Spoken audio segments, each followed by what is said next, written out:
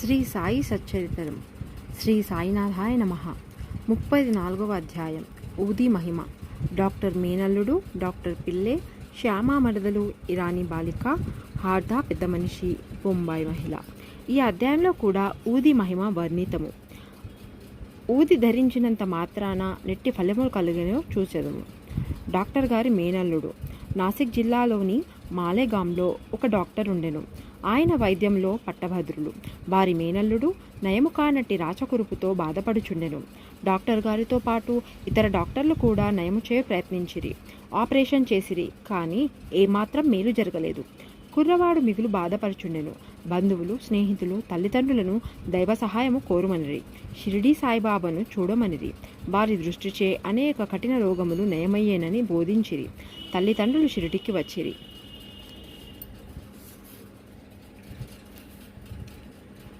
పాదములకు సాష్టాంగ నమస్కారం చేసి కుర్రవాణిని బాబా ముందుంచిరి. తమ బిడ్డను కాపాడమని అధిక వినయ గౌరవములతో వేడుకొనిది. దయార్థ హృదయుడగు బాబా వారిని ఓదార్చి ఇట్లనెను: ఎవరైతే ఈ మసీదుకు వచ్చెదరో వారెన్నడూ ఏ జన్మలో ఏ వ్యాధి చేతను బాధపడరు. కనుక హాయి కురుపుపై ఊదిని పోయుడు. ఒక వారం రోజులలో నయమగును. దేవుని యందు నమ్మకముంచుడు. ఇది మసీదు కాదు, ఇది ద్వారావతి. ఎవరైతే ఇందు కాలు మోపెదరో వారు ఆరోగ్యమును ఆనందమును పొందెదరు. వారి కష్టములు గట్టెక్కును. వారు కుర్రవాణిని బాబా ముందు కూర్చుండబెట్టిరి. బాబా ఆ కురుపు మీద తన చేతిని త్రిప్పెను. ప్రేమాస్పదమైన చూపులను ప్రసరింపజేసెను. రోగి సంతుష్టి చెందెను. ఊదిరాయగా కురుపు నెమ్మదించెను. కొద్ది రోజుల పిమ్మట పూర్తిగా మానిపోయెను. తల్లిదండ్రులు కుర్రవాణితో కూడా బాబాకు కృతజ్ఞతలు తెలిపి షిరిడి విడిచిరి. బాబా ఊది ప్రసాదము వలను వారి దయాదృష్టి వలను రాచకురుపు మానిపోయినందులకు వారు మిగులు సంతసించిరి.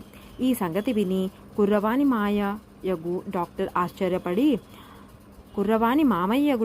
ఆశ్చర్యపడి బొంబాయి పోవచ్చు మార్గమున బాబాను చూడగోరెను. కానీ మాలెగాంలోని మన్మాడ్లో ఎవరో బాబాకు వ్యతిరేకముగా చెప్పి అతని మనసు విరిచిరి. కావున అతడు షిరిడీ పోవుటకు మానుకుని తిన్నగా బొంబాయి చేరెను. తనకు మిగిలి ఉన్న సెలవులు అలిబాగులో గడపవలనుకొనెను.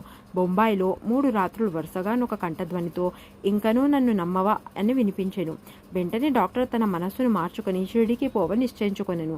అతడు బొంబాయిలోనొక రోగికి అంటు జ్వరములకు చికిత్స చేయుచుండెను. రోగికి నయము కాకుండెను. కనుక షిరిడీ ప్రయాణం వాయిదా పడననుకొనెను. కానీ తన మనస్సులో బాబాను పరీక్షించదలిచి రోగి యొక్క వ్యాధి ఈనాడు కుదిరినచో రేపే షిరిడీకి పోయేదను అని అనుకొనెను. జరిగిన చిత్రమేమన సరిగా మనం నిశ్చయము